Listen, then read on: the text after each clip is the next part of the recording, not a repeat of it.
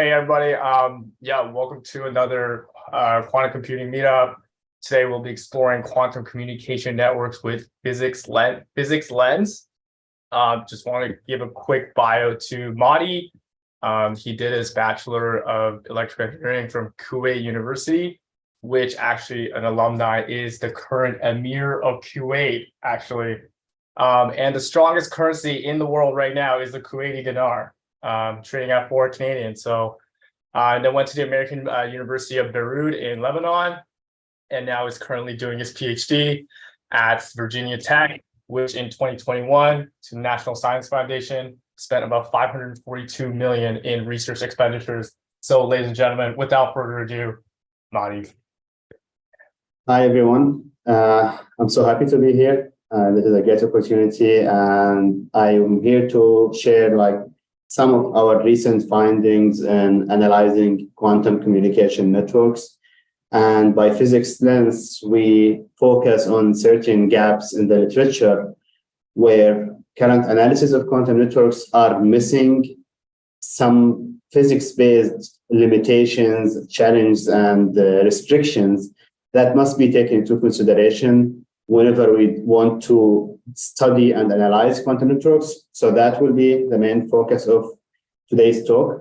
I will start by introducing quantum communication and quantum communication networks, its advantages, fundamentals, the challenges it faces.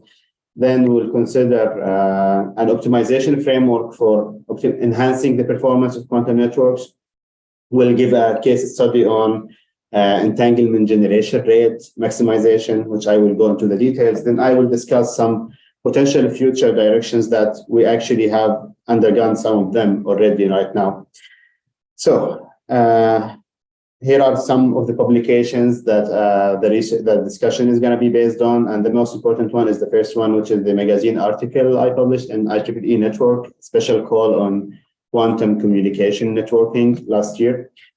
So in general, we live in a world where we have an continuously increasing number of connected devices, and those devices are generating enormous amounts of data on a daily basis, since everything around us is becoming connected.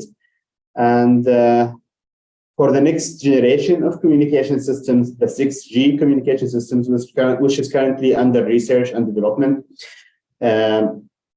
it needs to satisfy stringent requirements.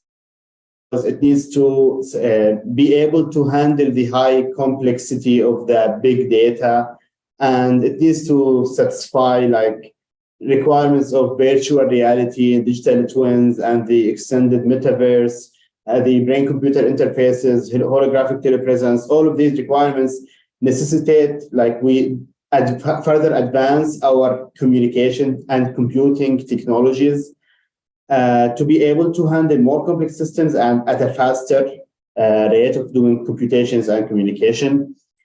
However, in order to increase the throughput of the communication systems we have and to enhance the performance of our communication infrastructure for the 6G generation and beyond, this development relied on increasing the number of transistors installed on microchips, which used to follow Moore's law, which states that the number of installed transistors on a microchip doubles every 2 years.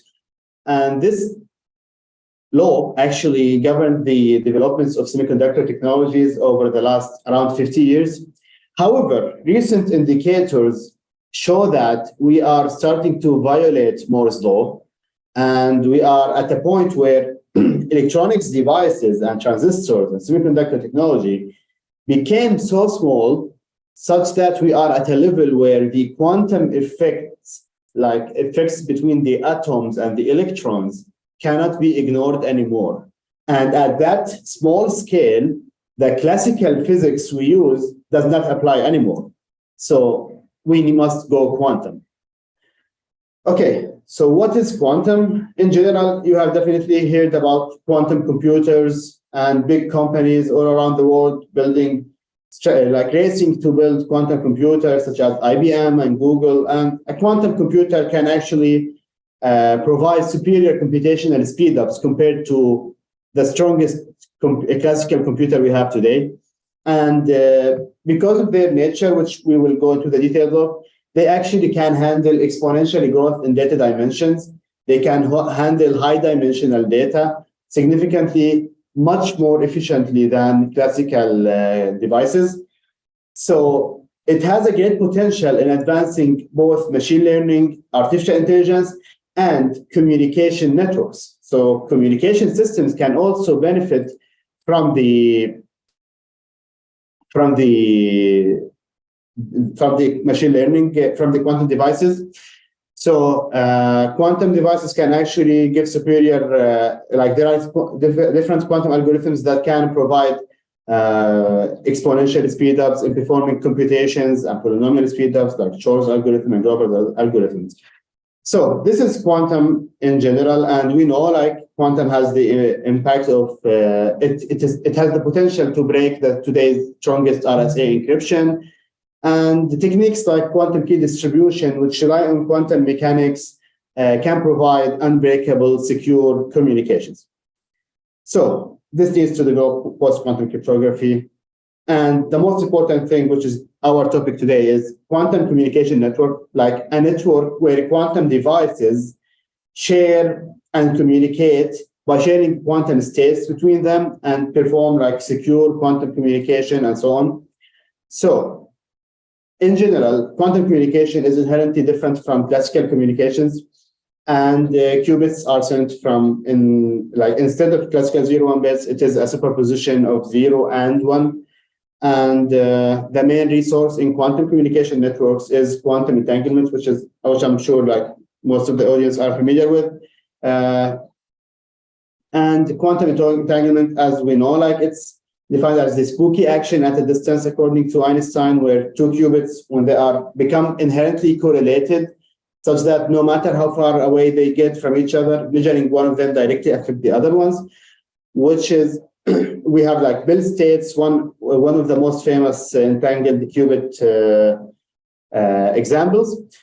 So those quantum states, once you share, they have probabilistic measurement operations. Once we measure them, they are in superposition between 0 and 1, but once we measure them, we either measure a 0 or a 1.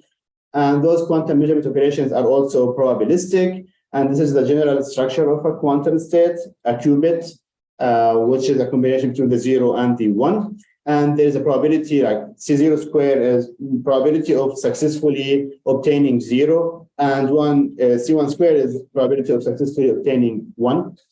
And this is similar to like a coin spinning, and when we measure it, we kind of stop it and we see what measurement outcome we get. Okay, so if we just do measurements, we might lose the information. So entanglement is utilized in quantum teleportation protocols to perform quantum communication in quantum networks. So to go into the details of quantum communication networks, it has in general the following key components. We need in the beginning single photon sources. So devices that actually can emit single photons that are entangled to other qubits.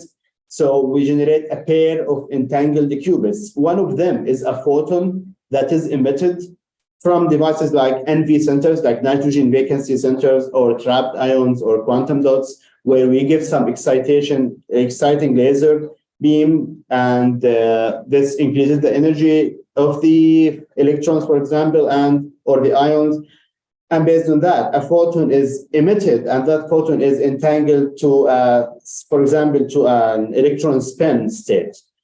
So technology to emit single photons, then we need quantum memories where we can store those quantum states. So we said a single photon is entangled to we call it matter qubit or a quantum memory qubit, like the electron spin or nuclear spins, for example, in NV centers or so. So this electron spin or nuclear spin can store as a quantum memory. It can store one entangled qubit, for example. And the photon we transmit from the single photon source, whenever it reaches its destination, it also needs to be stored in a quantum memory in order to be able to apply quantum gates and operations on it. So this transfer happens over a quantum channel. So once we generate a single photon from the MV center or whatever quantum single photon source technology, we send it over an optical fiber or through free space optical communications. This could be like a terrestrial in the air communication, or could be like free space with the outer space with satellite communication, quantum communications. So that's how we send a quantum for an entangled photon over a quantum channel. And then at the receiving end, we need single photon detectors to actually detect the single photons we transferred over quantum channels. And as I said, we need quantum memory on the receiver side also to actually store the qubits. In between, quantum networks actually, in many cases, entail quantum repeater nodes, because when a single photon is transferred over optical fiber or through free space, it actually it loses its coherent state, and it suffers from decoherence because of its interaction with the surrounding environment. And those losses actually affect both the fidelity of the link and the amount of photons we have. So a photon could actually get lost because of its interaction with the surrounding environment. And these losses scale exponentially with the travel distance. So when you have 2 points at a long distance in a quantum network and they want to share entangled photons to be able to communicate securely using quantum communications, a photon may be, like if the distance is long, a photon could not be able to make it. So you need at some point in the middle, in between, to install a quantum repeater. But a quantum repeater is completely different from a classical repeater because of two principles of no cloning and no broadcast theorem. So no cloning theorem says that an arbitrary quantum state or qubit cannot be copied. So we cannot actually take a photon at an intermediate point between the communicating parties. We say, okay, we are just gonna copy and amplify and forward this qubit as we do in classical networks. So we can't do that. And we can't do broadcast, like we create like multiple copies of one qubit and send them to different destinations at the same time. So those two principles make it completely difficult to develop quantum repeaters. And quantum repeaters need to actually share an entangled pair of qubits with the two destinations, then perform Bell state measurement and entanglement swapping in order to connect the two distant links. And I'm not going to go into the details of each of those operations because that's going to take a long time. But in general, we see that the end goal of quantum networks is to develop the quantum internet, where we actually have quantum devices equipped with quantum memories, and there is quantum repeater nodes in between, and they manage to perform distributed quantum computing applications, secure quantum communication techniques like quantum key distribution, and distributed quantum sensing, where quantum sensors can be used actually for location services in case GPS goes down, for example.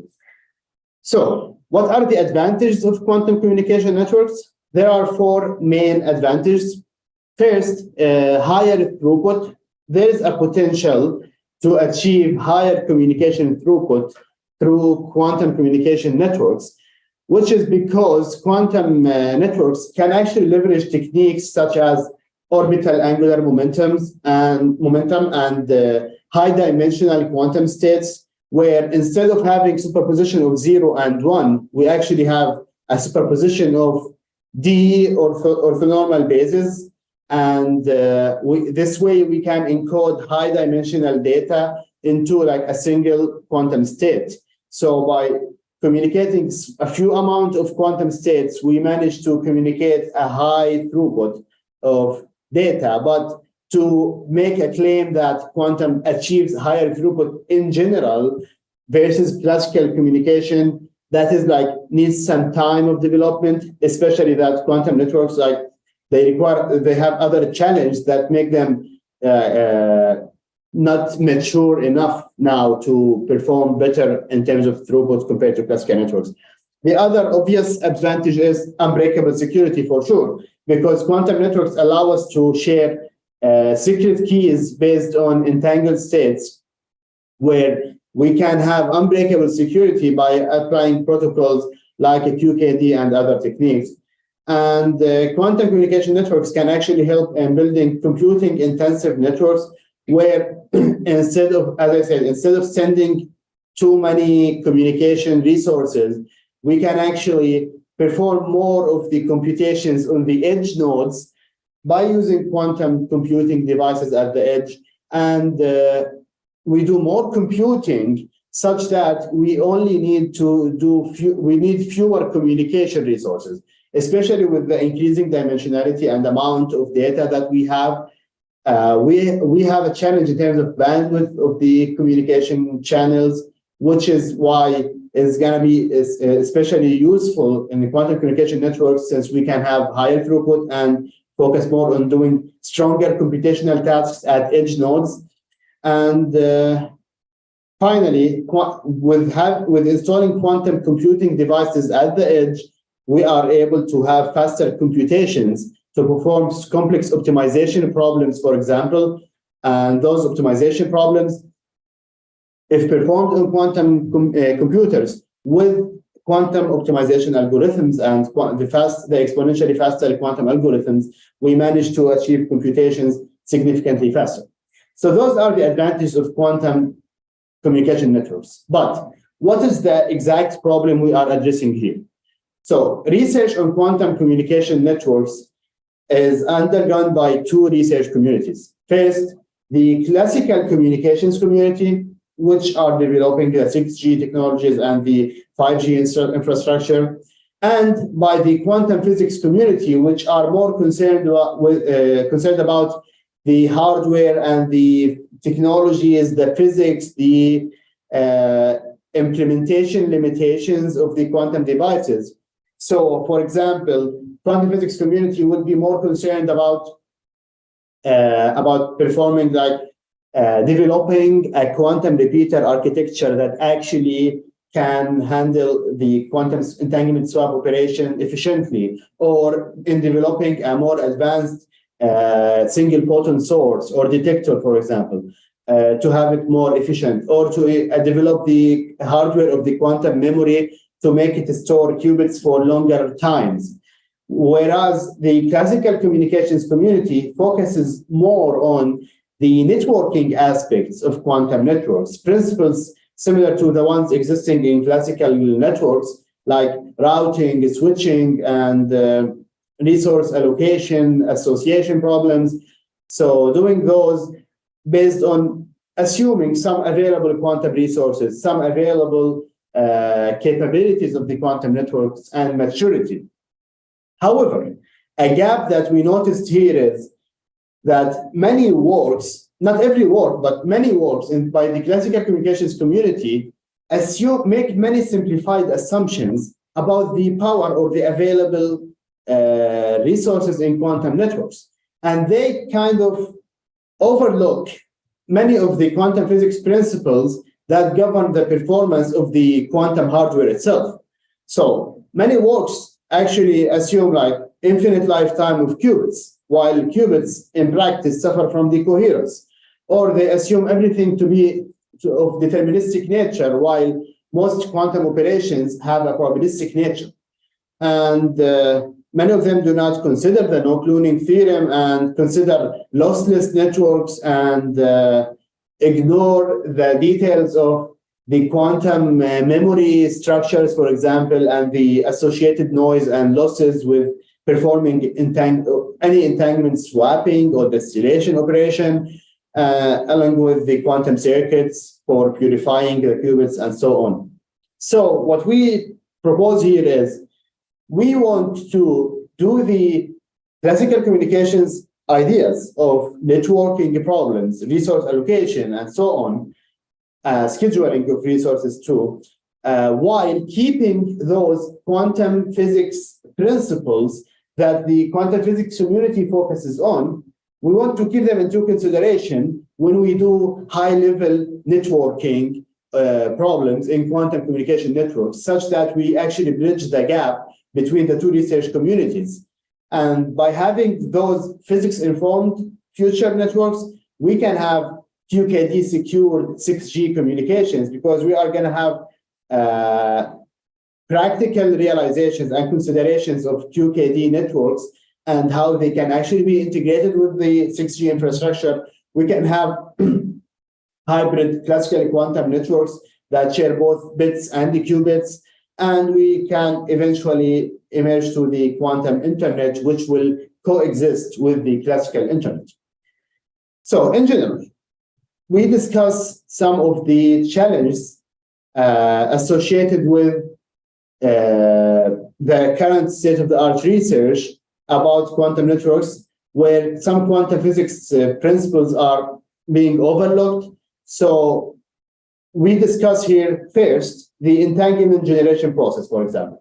So many works consider the entanglement generation process to be like deterministic and always generates amounts of qubits without considering any probability of success, because like to generate entanglement, like many of the technologies that we have for single photon sources or so, there is a probability of successfully emitting single photons, entangled photons, okay? And those photons might actually not fall into the frequency of the telecommunication frequency, for example. So you need to perform frequency conversion of those photons. And all of these problems actually lead to many losses and challenges. And they have some probabilistic nature. In addition, qubits themselves, many works consider them to be like lossless, like they have infinite lifetime and they do not, they can be transferred without any losses. And this ignores the fragile nature of qubits, which actually have a limited lifetime because of principles like decoherence. In addition, quantum memories, like when qubits are stored in quantum memories, they also suffer from losses. They also suffer from decoherence because of their interaction with the memory itself, especially that if you have multi-qubit memory and you are storing multiple qubits at the same time, there could be some coupling between the stored qubits. And that's something also you need to take into consideration instead of assuming an idealized quantum memory.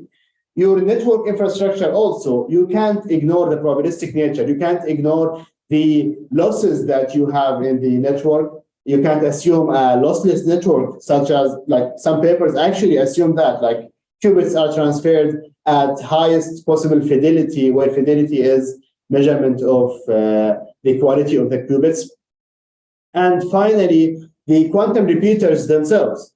Like quantum repeaters are not ideal devices that actually perform operations without any losses, like the entanglement swapping operation itself, or even to entanglement distillation operations, which can be performed to enhance the quality of the qubits.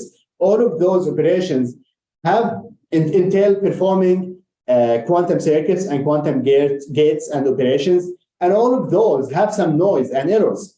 And to develop physics-informed quantum communication networks, we need to actually consider those losses. We need to consider the noise that results from all of those operations, its effect on the entanglement generation rate that we have, on the fidelity or quality of the quantum states that we have.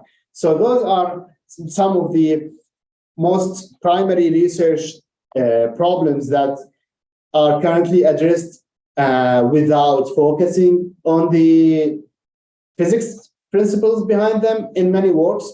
Like some works actually consider those principles in their analysis, but there is some trend of making simplified assumptions in quantum networks, which should not be the case, because quantum networks have a different nature from classical networks, and any simplified assumption needs to be backed by the availability and the power of the quantum hardware and technology and the physics of it that we have. So what should we do to deal with this? Okay, we identified some of those problems, and we need now to develop architectures of quantum networks and optimize their performance. So one first thing that we can do is to develop some physics-informed performance metrics in quantum communication networks. We need to consider some of the parameters or some of the performance metrics that capture the practical limitation and effects of the physics of the quantum hardware. For example, delay. So our delay analysis should take into consideration the time taken to generate entangled qubits, the time taken to perform swap operations and to perform quantum gates, the time taken like to make up for failed operations, because many of the operations actually, as I said, they are probabilistic and they do not succeed. So we need to take the time taken until a certain operation succeeds. We need to take that into consideration so that when we perform some optimization over a quantum network and we want to minimize delay, the model we have for delay is actually a practical model that takes into consideration the associated delay in every detail. The second one is POS, probability of success. As I said, many of the operations are probabilistic, and whenever you have some, let's say, initial rate of entanglement generation, where you generated some initial rate of qubits and you try to transfer them, so you have probability of success in the emission of the photons themselves, the conversion of their frequency, then their transfer over the quantum channel, then the probability of success of the receiver to detect the photons, and if there is a repeater, to actually succeed in performing entanglement swapping and distillation operations. So there are too many operations that have probability of success, and those probability of success captures the losses that could actually make us lose some of our qubits during the communication operation, and this could result in decreasing the rate of entanglement generation in the network. Next, we have the throughput, the overall rate that we have in the network. It needs to be modeled such that it captures the probability of success also. And the fidelity, as I said, which captures the quality of the quantum states. And we have the quality of matter qubit, which is a new performance metric we consider for quantifying coupling effects between different qubits in certain memory, and how to prefer one qubit over the other from the memory, when to use which one, and we need to perform some scheduling of the available memory and so.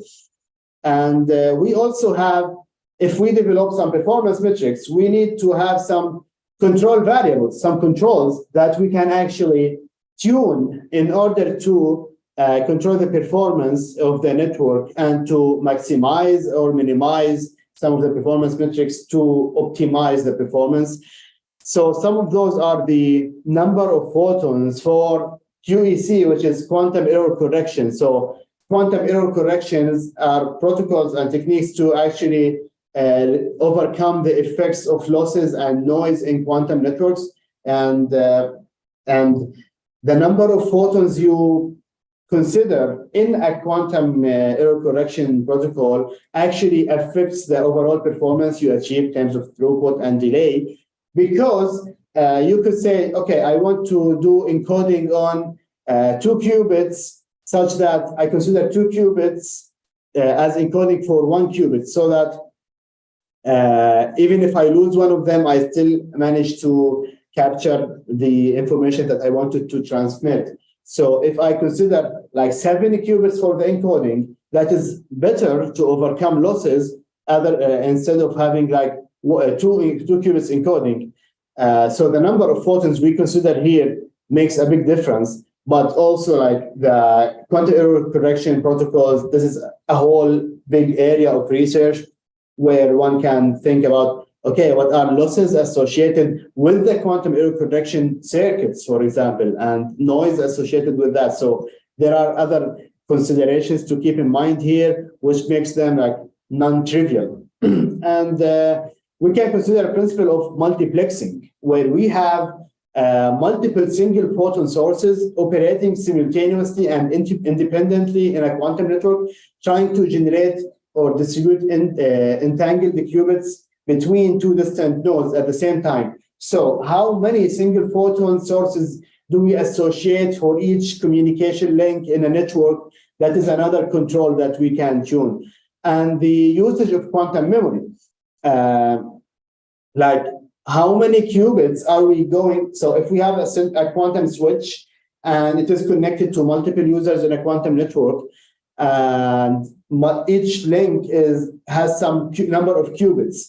So the switch needs to decide on how to utilize its available quantum memories, like quantum memory, like how many qubits is it going to store for link A, and how many qubits is it going to store to link B.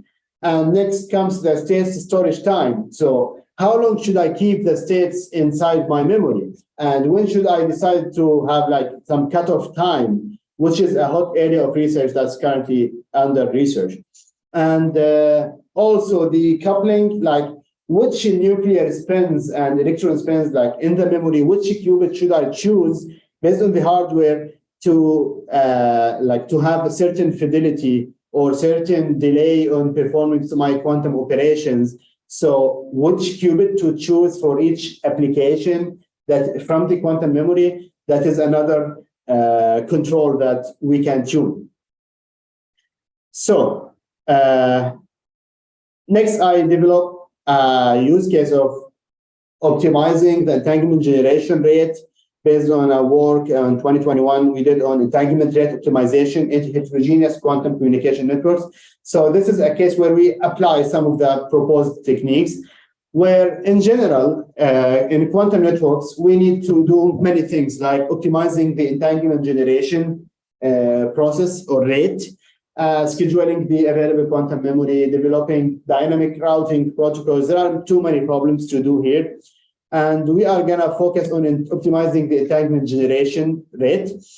So we consider varying the rates of entanglement generation of the hardware and optimizing the available quantum memory while varying the entanglement generation rate.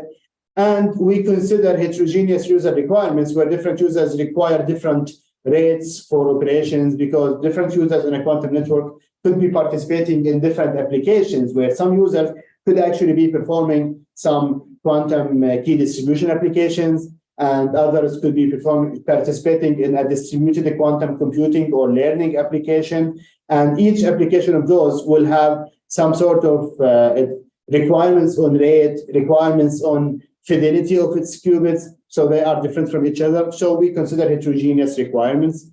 And in general, we consider a small-scale downlink quantum network where we have a central quantum node that's connected to any quantum users, where each of them has some minimum required entanglement generation rate, and each user has a different distance from the quantum node, and the quantum channels have different attenuation coefficients.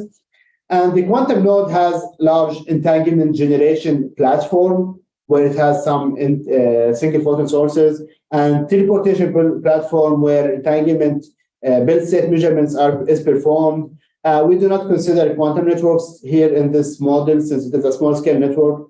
And eventually the quantum node has some quantum memory with certain capacity C. So in general, we have the entanglement generation platform. It generates bit state entangled qubits. And those bit state entangled qubits consist, like it's a pair of qubits where we have, let's say, two photons, for example. One of them, or two qubits in general, one single photon is sent over the quantum channel to the user, to its designated user. And the other is photon, or could be a different type of qubit, is going to be stored in quantum memory with capacity C. So there is probability of successfully sending a photon over optical fiber, which is based on the travel distance and the attenuation coefficient beta of that channel. And the entanglement, the probability of successfully storing and maintaining the quantum state, the qubit inside the memory when suffering the exponential decoherence time, is given by this expression. and where it's based on the duration of storage and the rate of generation. And we formulate an overall optimization problem where we actually maximize the weighted sum of the probability, like, okay, storage time times the rate, which gives us the overall number of entangled qubits generated, with the probability of successfully preserving the ones in the memories and transferring the other ones on the quantum channels. And we have constraint on actually having the memory, the memory maximally utilized. So we can, the first constraint guarantees that we do not exceed the memory capacity here. And the second constraint is about the entanglement generation rate that we are going to control for each link, for each user. So Rj is for each user j, and bold R is the vector of all entanglement generation rates for all clients. And it should be between the minimum required entanglement generation rate for the application of each user, and the maximum is based on actually the limitation of the hardware itself. So the hardware, it has an upper limit on the rate it can actually generate of entangled qubits at a certain time. And this problem is a mixed integer nonlinear programming problem, optimization problem, that is generally non-convex, and it corresponds to a convex nonlinear programming problem if we do continuous relaxation. So if we do that continuous relaxation of the entanglement generation rate, we actually can have a convex relaxed problem. And this is convex when the duration time of storage is satisfied in quantum memory, satisfies this constraint. And such problems can be solved using the branch and bound method, and where we relax the integer restriction on the entanglement generation rate. And when we solve the problem with branch and bound method, if all resulting values are actually integers, then we can see that we have an optimal solution. And we use the state-of-the-art software with interior point optimization techniques to solve the problem and obtain optimal solutions, since all resulting values after the relaxation of the integer restriction were actually integers. And some of the results we obtained here show the impact of the lower bound of entanglement rates, like the minimum required rate for each user. And we noticed that when clients have the same minimum rate, they will be served with the same rates, but just increasing the minimum requirement will actually, like the central node is going to assign more qubits to the users that actually require a higher minimum value, although both users are actually served with higher, with entanglement rates that are higher than the minimum requirement. And as we store our qubits in the memory for longer durations, we actually we need to reduce the entanglement generation rate, because if you are storing your qubits for longer durations and you are generating a higher rate of entangled qubits, you will have some qubits that do not have place in the memory, and you will need to discard some of the qubits, which means like some lost resources. And also we consider the analysis of the number of users and its impact on the overall served number of qubits, where we noticed an overall objective function we have in the optimization formulation. We noticed that as we have higher number of users and shorter storage time, we can actually serve more clients or users. While if the storage time was high, as long as we have few users, we can give them higher rates. But once we reach higher number of qubits, we would prefer to have shorter storage time in order to be to comply with the memory restrictions and the entanglement generation rate. And finally, we study the impact of the distance of the users, and we consider two users here at different distances. And we notice that the photon losses over distance for user I are actually affected by the factor Wj, the weight, and e to the minus beta g dg DJ, sorry, where D is the distance and beta is the attenuation coefficient. And we consider that this factor here, based on the user requirements, we can actually change the weights to make up for the distance. So a quantum node would prefer to serve the clients with the with the shorter distance, with the highest amount of entangled qubits, because this user suffers from less noise and losses. But the weighting vector we introduced in our formulation is our way to actually overcome this impact. And as the memory capacity is increased, as expected, the amount of entangled qubits served to the users in the network is actually increased for sure. And in conclusion, so we optimize the entanglement generation rate, which is an important problem in future quantum communication networks, where we notice that the number of users in a quantum node can serve actually relies on the available quantum memory capacity. And this requires a lot of developments in terms of the memories, in terms of higher capacities and having a higher coherence time. And more complex network structures, like networks with quantum repeaters, must be studied in the future. And we have already worked on other projects that we are currently publishing, where we incorporate quantum repeaters in our analysis.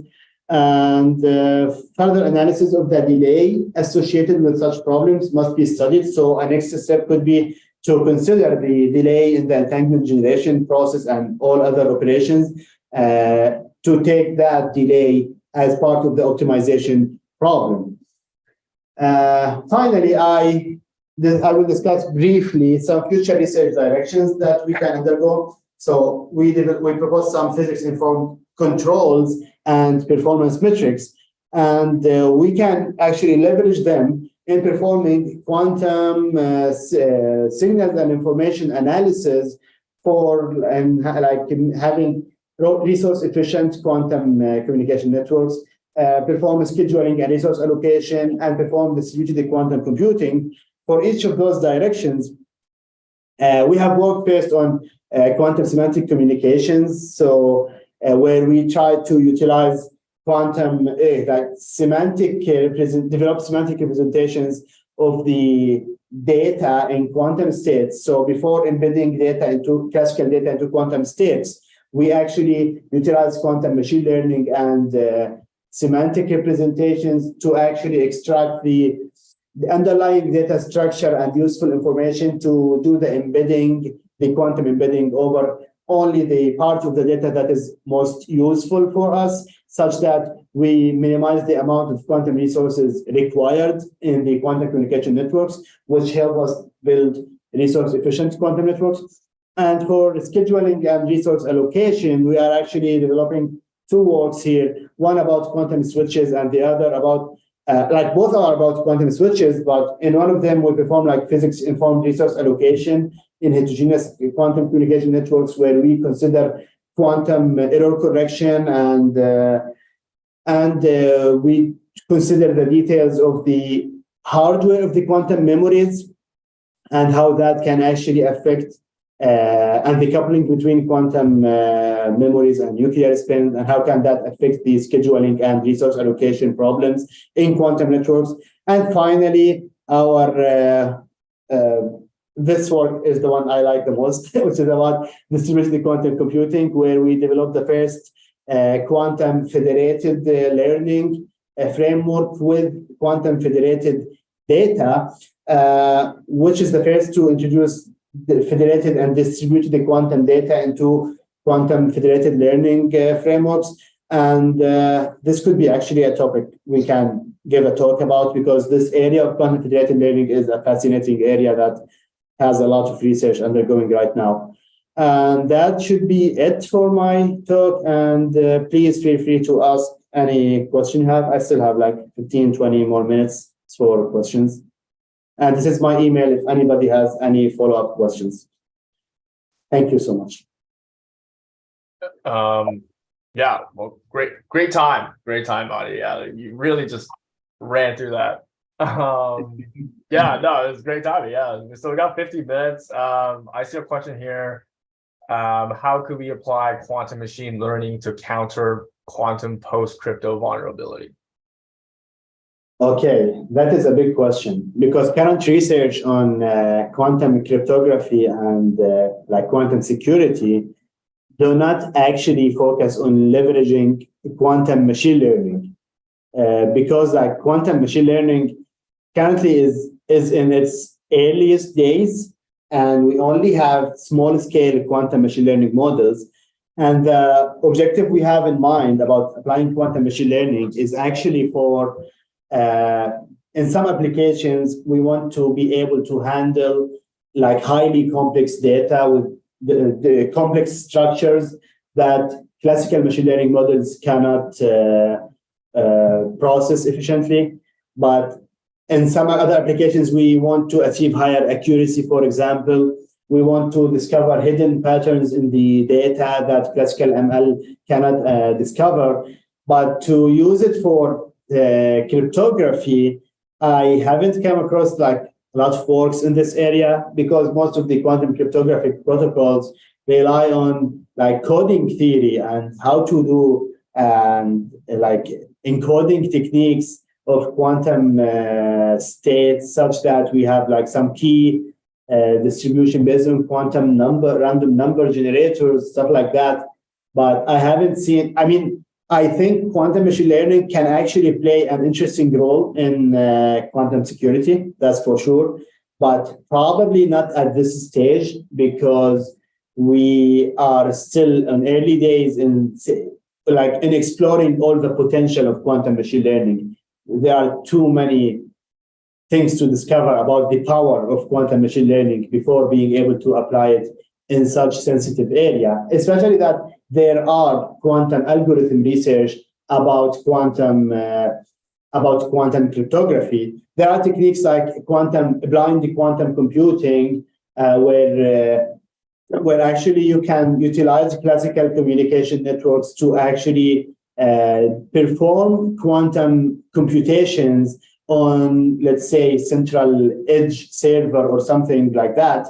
That has some quantum capabilities, but does not know about your model, your data, or your model. This is related to the topic I said about quantum federated learning and distributed quantum machine learning, which I think we should have another talk about that because I will talk a lot about this, and I want to see other questions.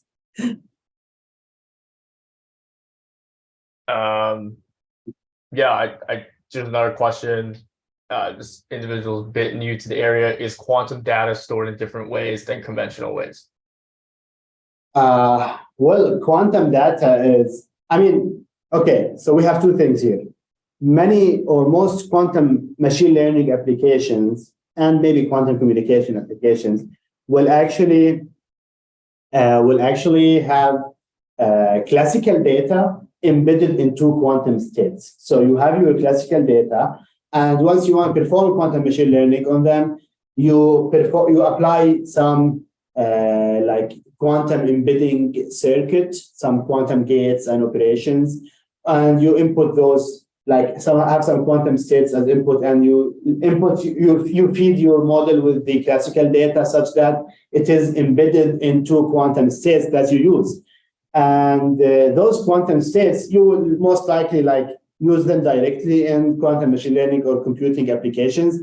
But I can say that they need quantum memory to be stored. The other type of data is purely quantum data, which is most likely going to be quantum sensing data, where we have data that comes in the form of quantum states. So if it is a quantum state, it depends on the technology you use to actually build this, to have this data, to represent it. What is the technology you are using? Are you storing it as photons in a fiber optical cable, for example, memory, or as some sort of matter qubit in nuclear spins in a nitrogen vacancy center, or other technology like superconducting quantum memories?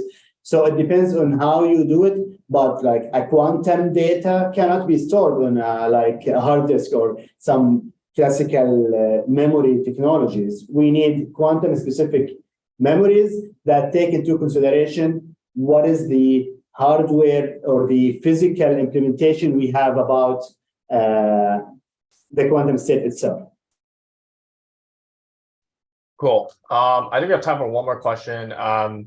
This person's asking, NIST crystal PQC is vulnerable. Is there any solutions? NIST devices are? NIST crystal PQC is vulnerable. Is there any solutions? Okay, in general, today's NIST crystal. Okay. Okay.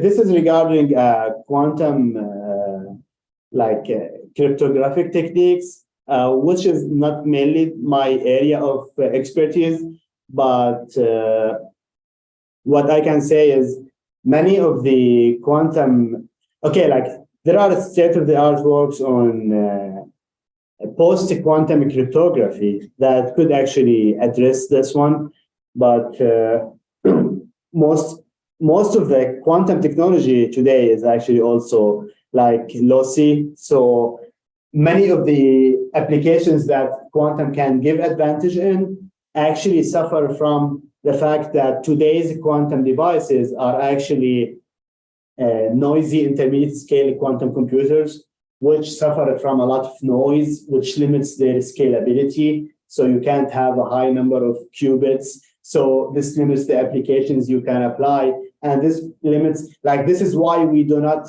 have real world large scale implementation of Shor's algorithm so far. So Shor's factoring algorithm, which actually can break the RSA encryption, for example, it's just waiting for us to have a large scale quantum computer. So those noises are also limiting many of the applications. True. So yeah, there's 5 minutes left. I don't see any more questions. I think, I don't think there's any more questions. So I think we're good to call it. I guess we're good. Kevin says, thank you for the discussion. Honestly, Mai, that was great timing. That was straight to the point, and that was great. Thanks for coming. It was very it was a cool topic.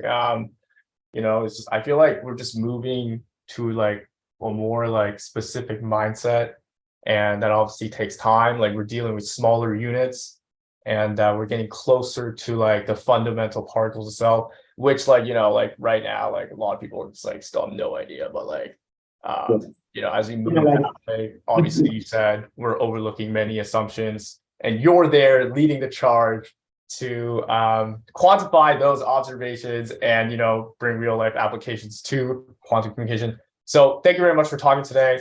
Thank you so much everyone for coming, and have a good rest of your weekend. Thank you so much for hosting me. I really enjoyed it. I hope everyone had a great weekend. For the participants, if you want to stay to discuss, please feel free. The Zoom is still open. And I noticed there's a student called Kulub. He has a lot of questions to discuss. Please feel free. I'm stay here. I'm available this afternoon. If anybody has a question, you can just email me any question about the talk. This is my email. And I need to drop off now. I have another meeting. So thank you so much, everyone, for attending. And I hope to see you soon in another talk. Have a great weekend. Thanks for coming, Marty. Yeah, actually, you can actually stay to discuss, because I know there's Hussein asked a question. What is the latest technology to improve photon traveling distance? If you want to stay to discuss, please feel free. And if you want to take off, that's fine too. I'm still here.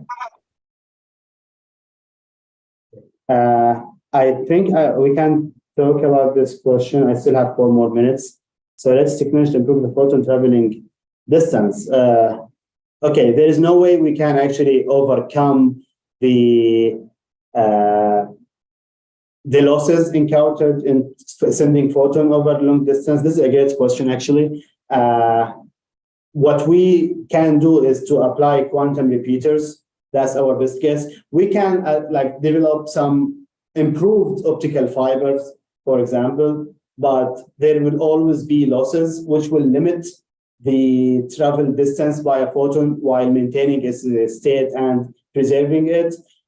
So we will have to develop quantum repeater technology equipped with quantum error correction, because if we have quantum repeaters with quantum error correction, then we will actually be able to extend the distance that we send our photons. And this is actually the topic of our recent work, which it should be available like probably tomorrow on arXiv. We are going to announce it soon. It is where we study the scalability limits of quantum repeater networks. How far away can we send our qubits in quantum networks?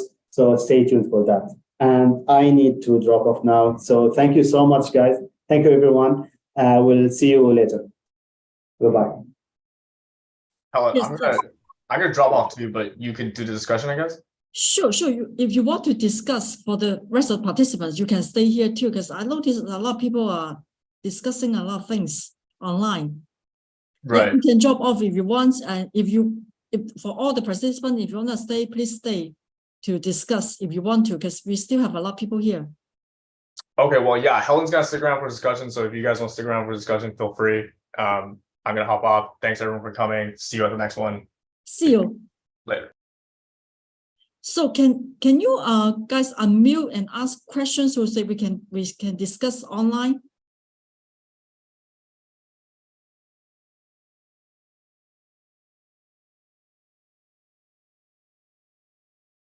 So no discussion, no talking. Hey, please unmute and ask questions and discuss. Yeah, he had mentioned quantum machine learning, and I'm doing this right now. I'm running. And basically, quantum machine learning is the quantum PQC algorithm assisting a machine learning network. Now, most people don't get that, but that's just the infancy that we're in. And you could use it for, say, for instance, classifying images, and it improves it. But it'll take a while to actually train and test images using a full quantum machine learning network.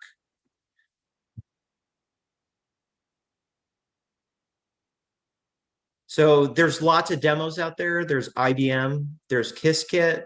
I'm doing a penny lane right now. You really want to get to run because you learn so much more, getting data, plotting graphs, all that kind of stuff, and apply it to your application.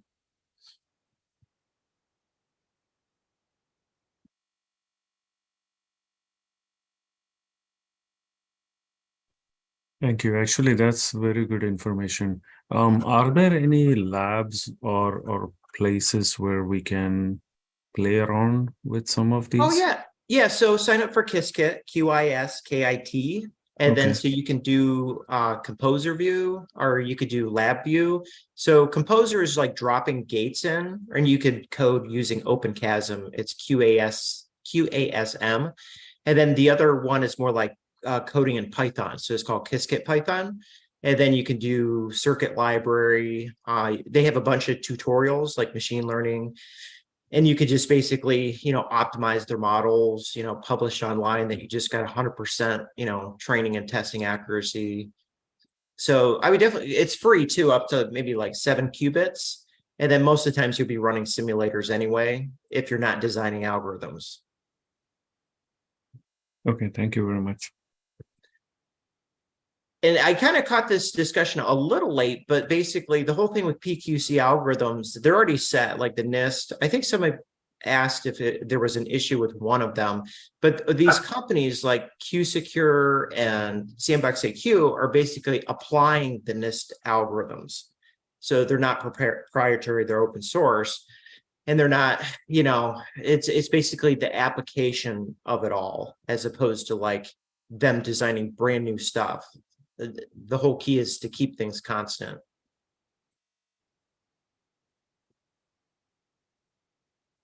Yeah, it's a standard published by the government. And therefore, if your software is good, it'll be using the open source algorithm.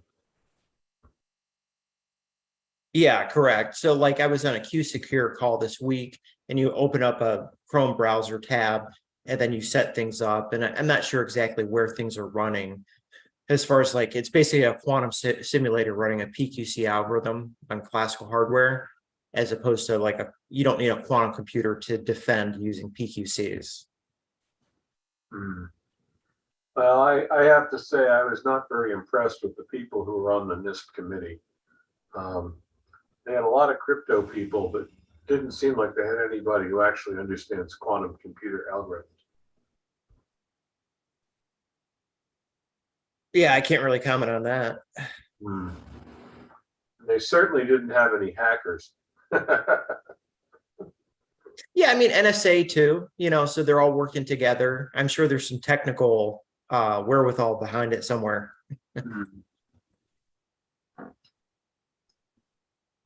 Well, I've noticed that there were experts in the hardware side of the network, and maybe they can talk a little bit, like Dave Chapman and another fellow. They had a lot of kind of exchange.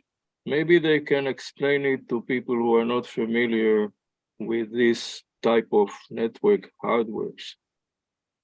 Yeah, like the near term going into the future, it's going to all be run on simulators. So you turn a classical computer into something that could do quantum mechanics. The government, there's a law right now that all federal agencies have to implement quantum defense against. So you can basically the threat is a quantum computer attack, but you can defend using classical, simulators, PQC algorithms.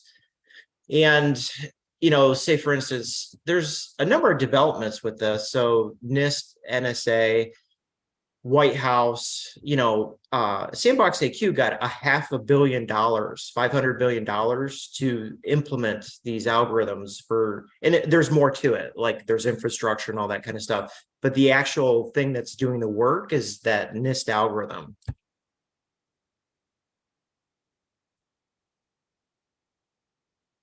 Yeah, well, this is all in process, under development, preliminary. When I'm at a conference and I ask people, if you look at quantum computers right now, what year is it? Probably most people would answer in the late 1940s, early 1950s. Yeah, I mean, for certain things, because I've heard the analogy to the Wright brothers plane, and then this is like the lightning or the vacuum tube era of quantum computing. But for Right. PQC algorithms running on simulators, and you can go up to like 40 or say 60, qubits on a simulator, is that it's actually helping things, especially for image classification, specific tasks, like you can use it for cybersecurity. The actual quantum computer, yes, it has too much error, not enough qubits to do the things that people want to use thousands or millions of qubits for.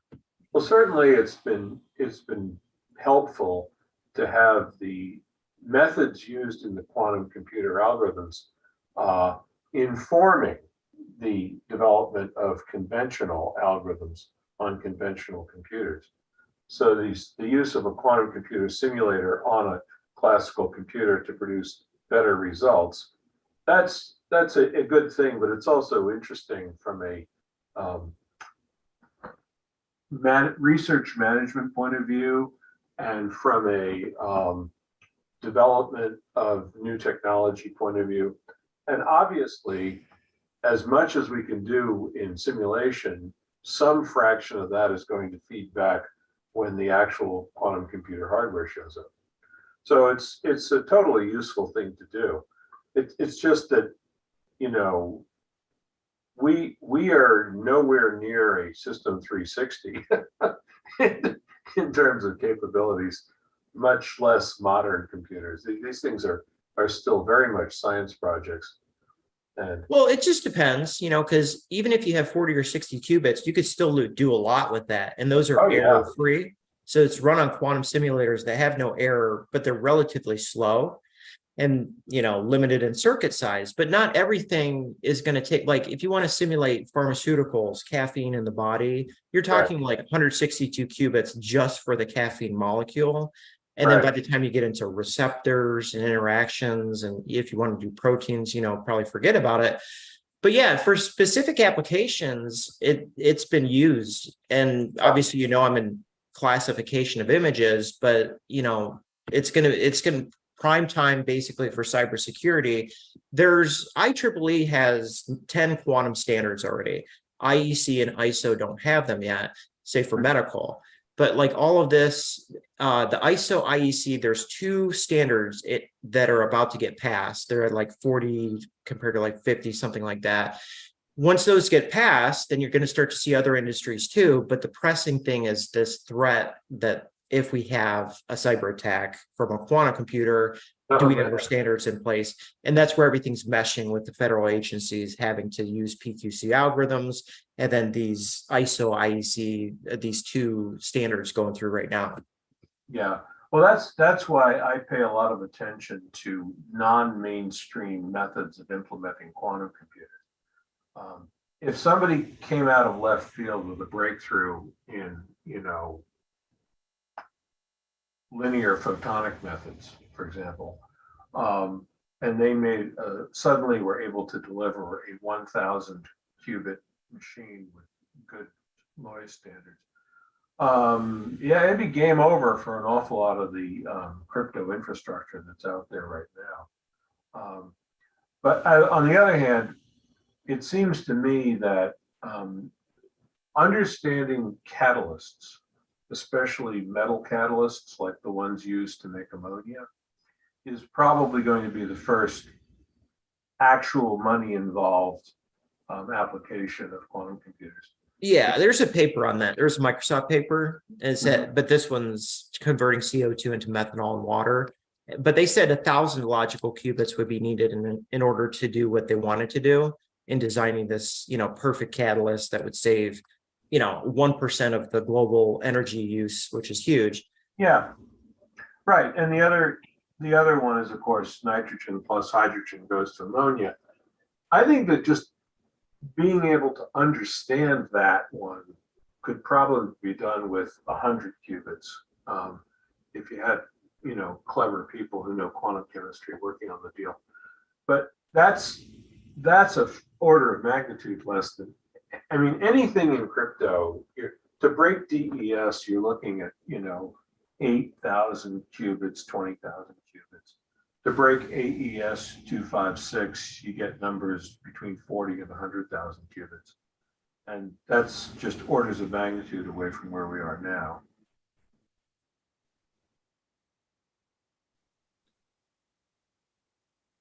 Hi, Kevin. Hi, Dave. This is Abdul Malik here, president of One Quantum Libya. I just have a quick notice, or actually quick question. How many of you guys actually attending right now, and you have some background for networks?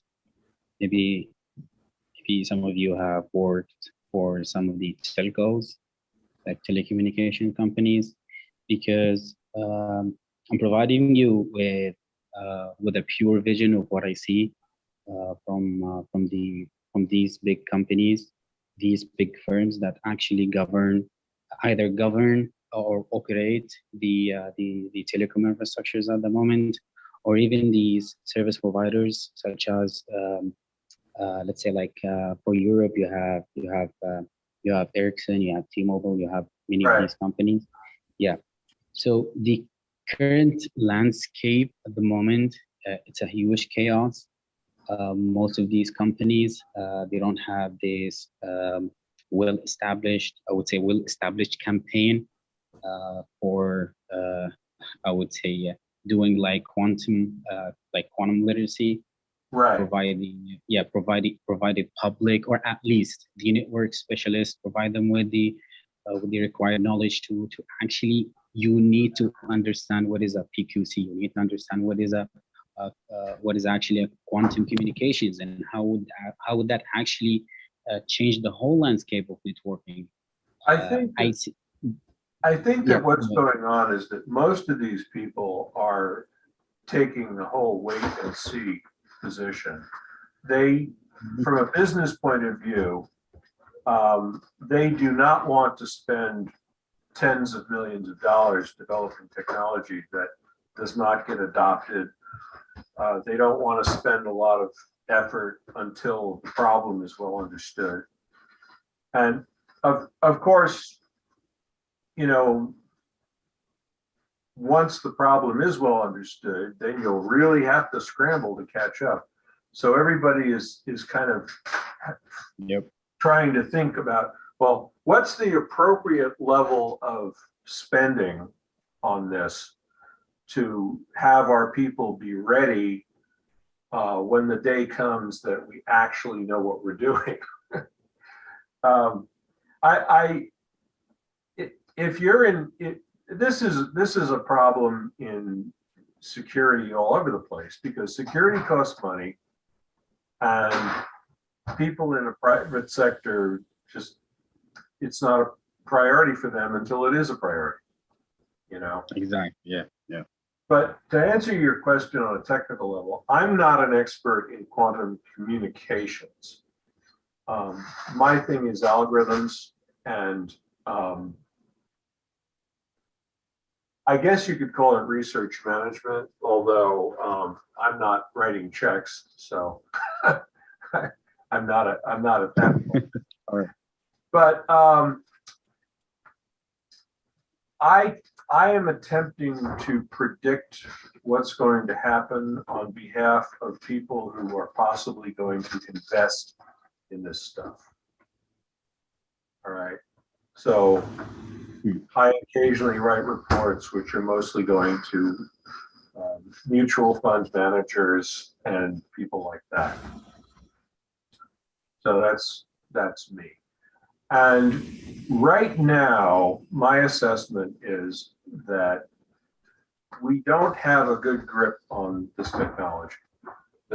If you look at what the Austrians have been doing with the Austrians were doing those fiber optic network communications, and they ran optical stuff from one telescope to another, I believe in the Canary Islands. And then they linked up with the Chinese to do the famous quantum satellite. They're, you know, but these are science projects. These are like, you know, less than 1 part per million of the total network traffic in Austria travels over these things. They are connected to the regular telephone system, and some traffic does go through them, but they're collecting statistics more than anything else right now. The other thing that's interesting is that if you look at these systems in practice, everybody does the same thing.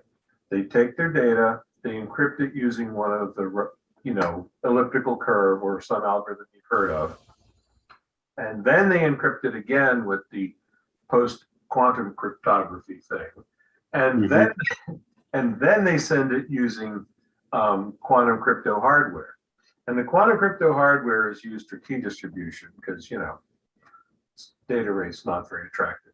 So you see these systems, and they're all built with multiple levels of redundancy. And so even if you crack the quantum level of the crypto, you've still got all that other crypto in there. They're very paranoid. And it is a YouTube video by Vadim. I can't remember it. It's called "Hacking a Quantum Cryptography Device."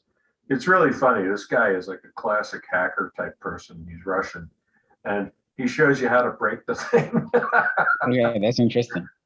Yes, it is very Vadim. Yeah, and yeah, I mean, it's the old story. You know, you know how these systems are going to get broken. They're going to identify who's your code clerk, and then he's going to meet a very attractive young woman, and you know how the rest of that goes. Yeah. That's how these systems are going to get broken. So, but yeah, right now it's all very researchy, and we're rolling out small numbers of test systems for evaluation purposes. And the guys like Ericsson, they're going to wait and see what everybody else does. Yeah, What if you're branch? looking for a good source, all the networking stuff. So QEDC, Quantum Economic Development Consortium, it's based off of NIST, and they do a lot of these talks. And if you hang out after the actual talk is over, they'll actually have like a roundtable. You're still on the call, and they'll say, okay, what do you need to do to help with this aspect of quantum networking and those types of things. But they're typically free. You shouldn't have to join as a member to get to those Zooms, but those are helpful if you're looking for that. And they'll have companies on like Aliro. One time they had Aliro, they had NIST, and like two other kind of players in that area. And it was interesting because they're all going at it from different angles. And say Aliro might be leading right now. It's called entanglement, networking.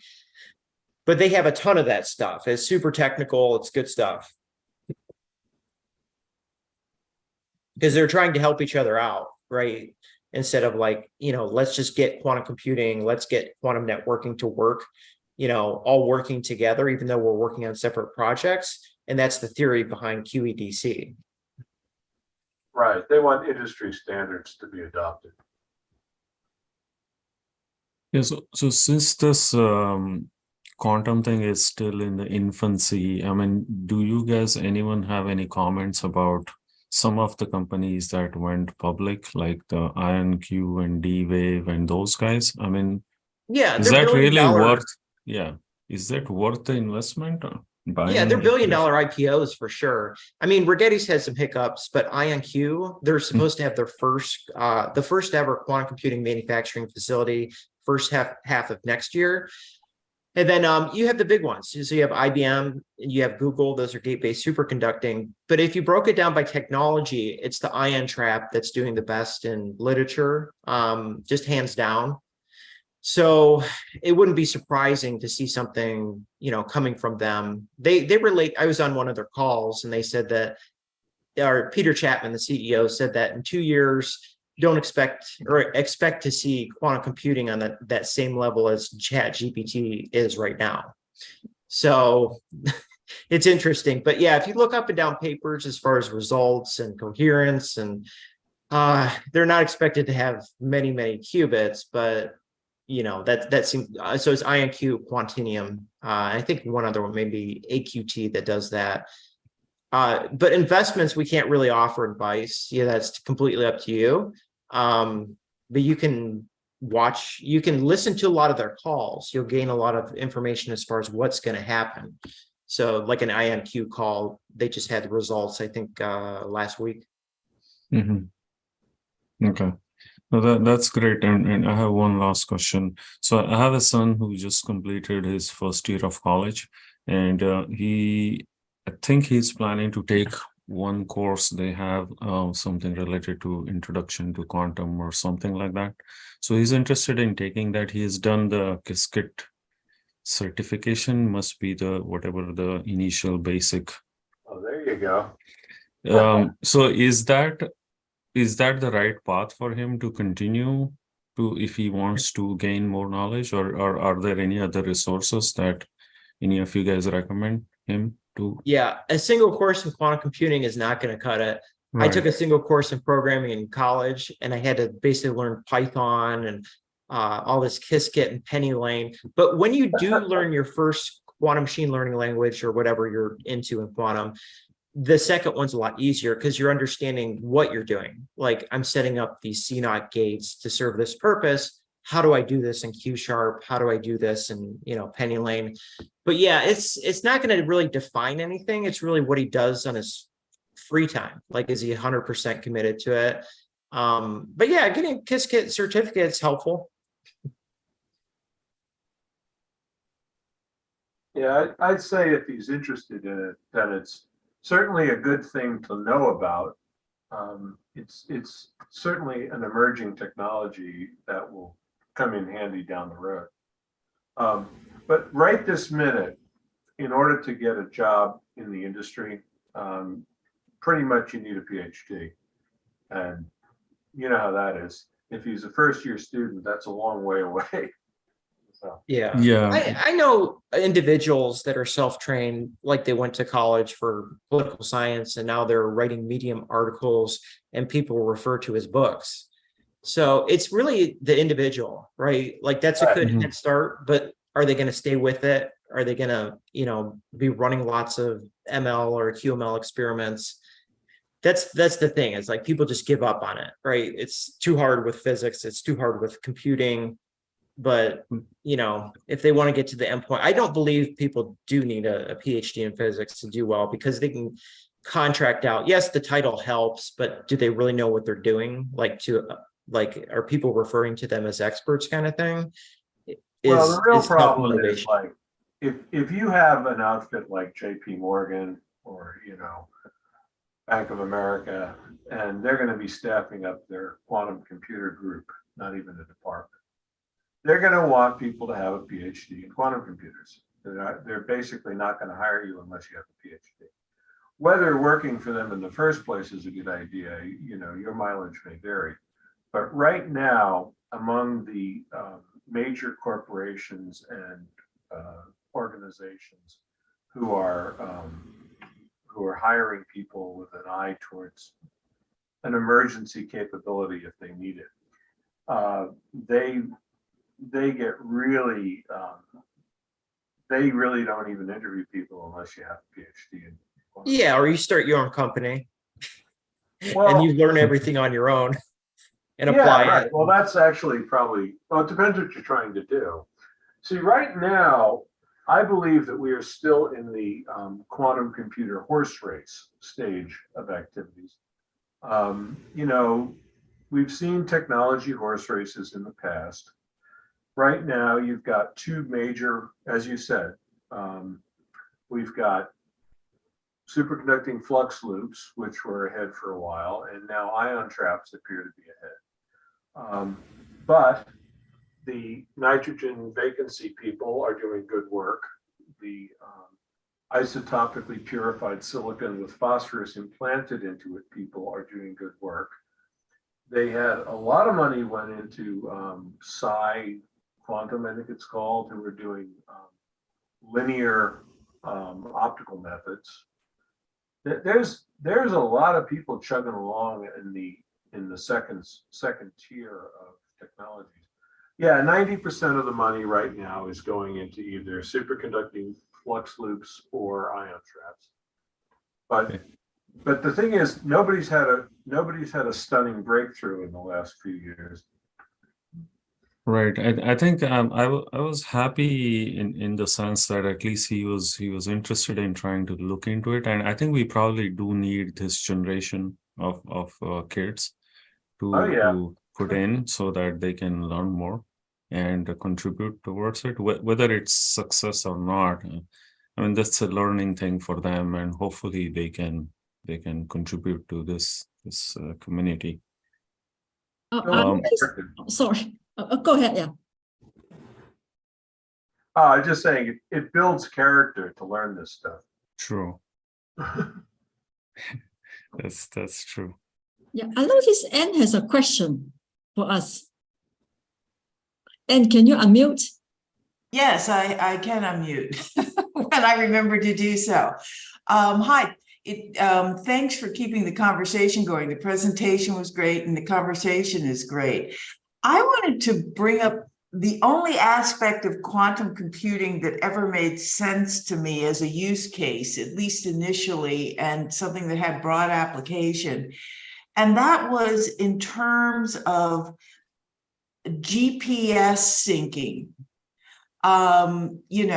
As everyone knows, GPS is an overall syncing of some granularity of time, and that an interesting use case of quantum would enable us to, by whole orders of magnitude greater, increase the fineness of the granularity and therefore the overall effectiveness of the global syncing.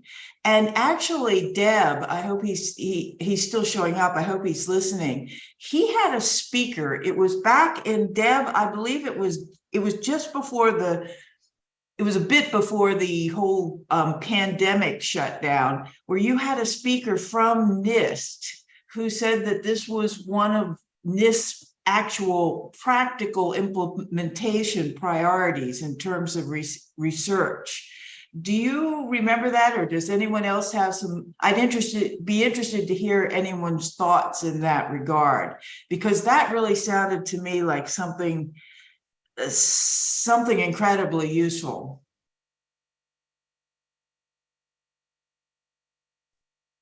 Yeah, I think that's probably quantum sensing, atomic magnetometers, I believe. And I think it's well underway. It's just, it's one of the areas, for quantum information science that's researched.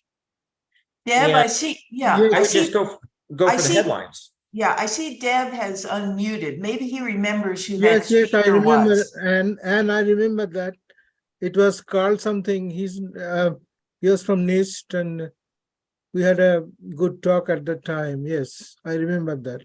Do you remember his full name?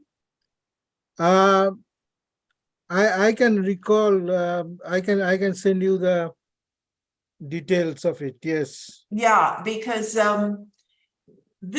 it like I said, it was. I don't know that it's what you were just mentioning, Kevin. But to me, that's going to be one of the biggest challenges in the future, is to keep this global, network of syncing as the speaker said, throughput, because throughput is basically, in my mind, about a constant kerchunk, so to speak, of syncing of new states.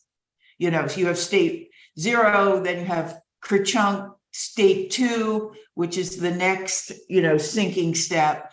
And the more you can refine the granularity of those kerchunks, so to speak, the more throughput you can affect, to where, you're approaching probably extraordinary speeds.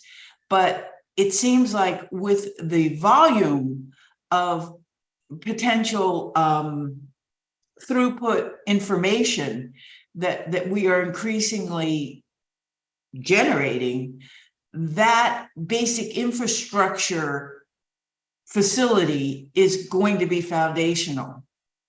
I don't know if that makes any sense, but that's sort of an offload of my thoughts on the topic. And I was looking for a diagram I found before, but basically they're hybrid networks. So it's not just all quantum on its own. It replaces all this stuff. And there was one of these QEDC calls that I was on, and Verizon was on, and they were all referring back to Verizon because they're actively working on this stuff. But if you look at these diagrams, you'll have like quantum repeater here, quantum computer here, and then you'll have classical computer here, some other part of that network right there. So it's like amalgamation. It's not like quantum's going to solve all problems. It's more like, oh, it makes sense to use quantum here for this specific case, far before we have like universal quantum advantage in many areas. Yes,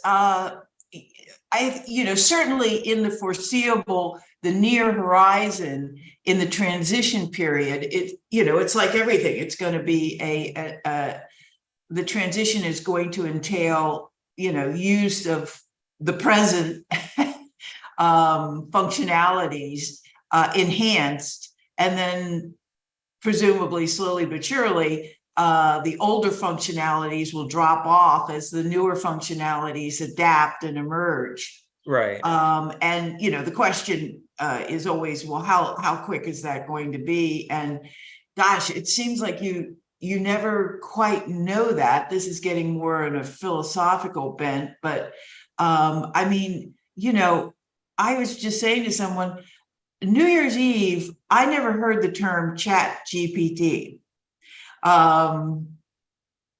Didn't know that function. I had some intuition that like big state actors like the NSA, et cetera, were doing something in the way of massive collection of data from, the entire internet, and then some analysis of that data.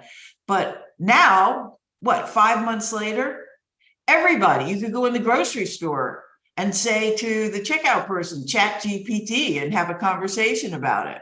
Maybe not at the technical level, but it's just like Zoom.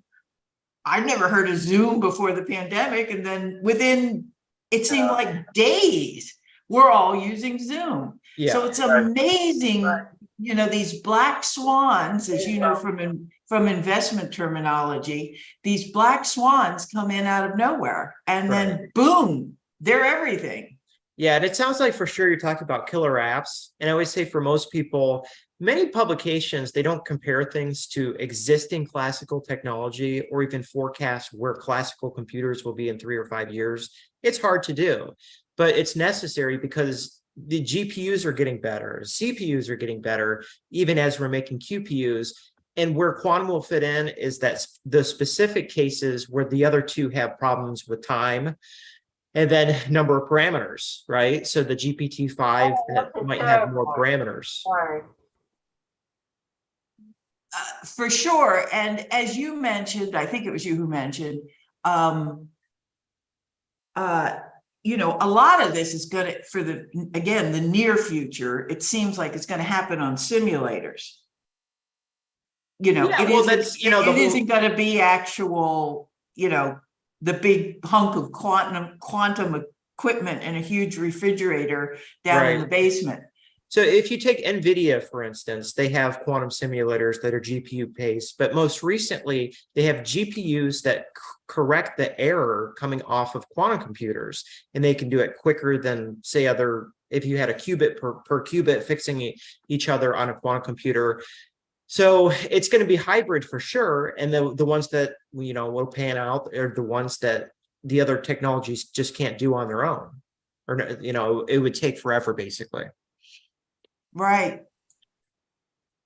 I mean, you're not seeing much in the way of that venture capital investment in quantum, are you? I mean, I know there's a lot of buzz and everybody. Well, there has been. So there's VC people always want to, engage in the latest buzz, but that doesn't mean they're putting their money where their mouth is. Right. So IonQ was over $1 billion, and actually Bezos backed that one. And then you have, Rigetti, NASDAQ listed. Well, now Rigetti is almost in bankruptcy, aren't they? Yeah, it's hard to, I mean, like you said, like any technology can break through, and you're dealing with probabilities with all this kind of stuff. But basically several multi-billion-dollar IPOs, D-Wave IPO'd, those 3 IPO'd. And there was another one, it wasn't QEra, OQC or somebody, but they're on, NASDAQ, public company. And yes, IonQ, their most recent financial results, they did not post a profit because they keep investing in the company. But, people have high hopes for them, and they have high hopes for themselves.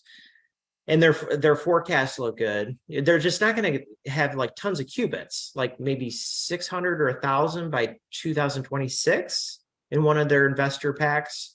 So, well, of course, IonQ, and you correct me if I'm mistaken, I may be thinking of something else, but they're actually a, let's say, security agency investment arm, public investment arm. Yeah, what was the name of those people?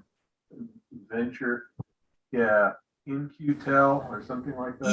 Yeah. So my point being that they're not necessarily profit driven from a practical perspective. Right. If you look at even Amazon, it took them forever to make profit, and they were known as a company that just that keeps investing in themselves and doesn't ever make money, and that just upsets some people. But that's just how early tech works. But yeah, I mean, it's gonna turn out to be the technology. The one that I always think is spin qubits, because they came out with this paper, then I think it was Fizzorg or some other mainstream. They said, potential for billions of qubits, those types of things. Now, the things with spin qubits is that it can run off of existing semiconductor lines, like chips, that we have today for our phones. And it just has an aspect of quantum to it.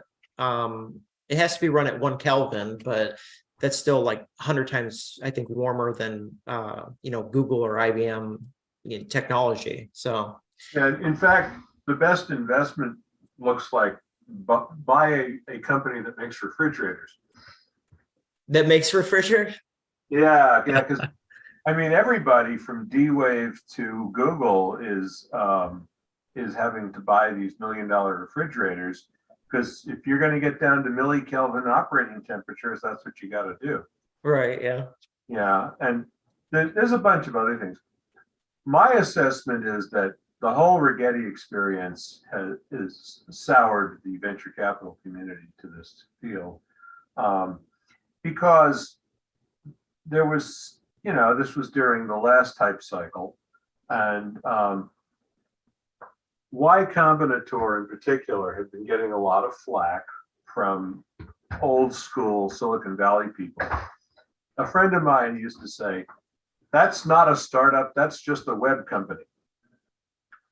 Kind of unfair, but he's a hardware bigot, and the hardware bigots were pointing out that Y Combinator, circa 2010, had funded nothing but web companies. So, so they funded Rigetti because they wanted to be, they felt the need to have a advanced hardware company. Already আমার পেজে আছে, তো যারা যারা দেখোনি তারা কিন্তু দেখে নিও। এবার আসি বুফের কথায়। And then it didn't work. Yeah. Rigetti, and my assessment of what happened to Rigetti, just very, without having any, I haven't set foot in the place in years.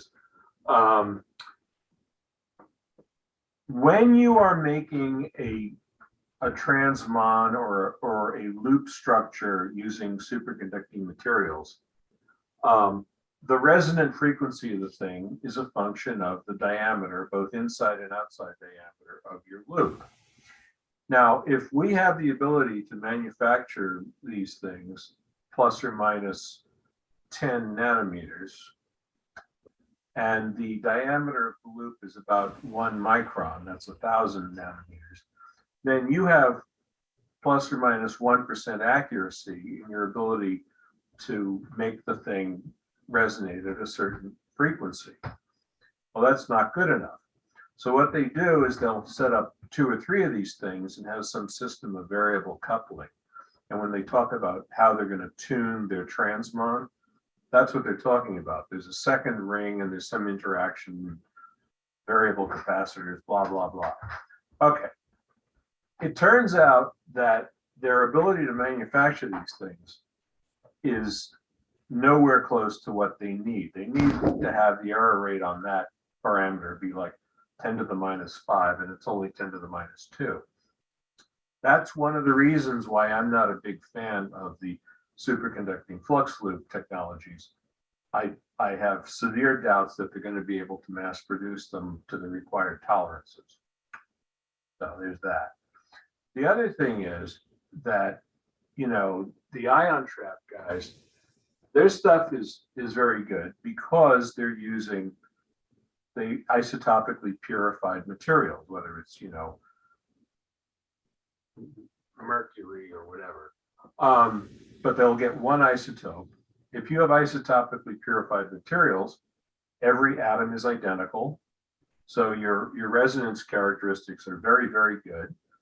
The people who are putting phosphorus into isotopically purified silicon, for example, or putting nitrogen into isotopically purified diamond, they're also in the same position because all atoms of phosphorus 31 are identical. So yeah, that's why the guys who are making those silicon-based systems are looking very promising right now, because they're not only able to manipulate using the existing, I think they're actually having them built at TSMC. But again, they haven't produced commercially viable devices yet. So they're promising, but they're not there yet. And that's a theme that I hear over and over again. You know, they've got a really promising technology, but, you know, do you have a beta customer? No. Do you have an alpha customer lined up? No. Well, how many of these things have you built? One. It's like, okay. That's the thing with that. So yeah, I mean, it's all early stage technology. Yeah, I think I've seen. DARPA funds, say for instance, I think it was PsiQuantum and Atom Computing, because they're trying to catch up. You know, they're not like prime time like the others, but Right. it'll be interesting because it's still in the back of your mind. It's like any of these could just have a breakthrough. I mean, it's a really small chance, but at that same time, you know, going with the tried and the true, like the ion trap, that's just continuously in papers and, you know, seems to be the one that's kind of narrowing through. Well, the thing is that there's always been two ways you make progress in this. One is the grind it out method. People treat the Wright brothers like they had done this amazing thing, but one of the major innovations the Wright brothers did was they were the first people in North America to build a wind tunnel. And they were able to use wind tunnel technology to understand the behavior of wings at a time when everybody else was still, you know, guessing how wings work. So their breakthrough was in fact the wind tunnel. So I am, yeah, my view of this is that we could have a breakthrough come out of left field just with no warning. But yeah, and two companies come to mind, the D-Wave, so they've been around for over 20 years. And then the other one is ID Quantique, which is more cybersecurity, quantum cybersecurity. And, you know, they're both making progress. And I would say a lot of people learn from, actually D-Wave started off with, you know, gate-based superconducting qubits, not quantum annealing. And then they switched to quantum annealing because they realized that was possible at that time. And then they said, again, they want to do hybrid gate-based superconducting. And then the most recent conference they were at, they said, no, we just want to do quantum annealing. So quantum annealing is just for optimization problems. And then, you know, so yeah, anyways, they deserve some credit, right? And I think maybe like parts of their technology, because if annealing doesn't scale, you know, well, and like there's no use for it, but like nobody knows that for sure, that maybe the technologies go someplace else. It'll all pan out. Well, they were number one in the field of refrigeration technology for several years. It was kind of funny to watch, actually, because they had developed that as an oh, by the way. They were unable to help it, so they had to develop it in-house.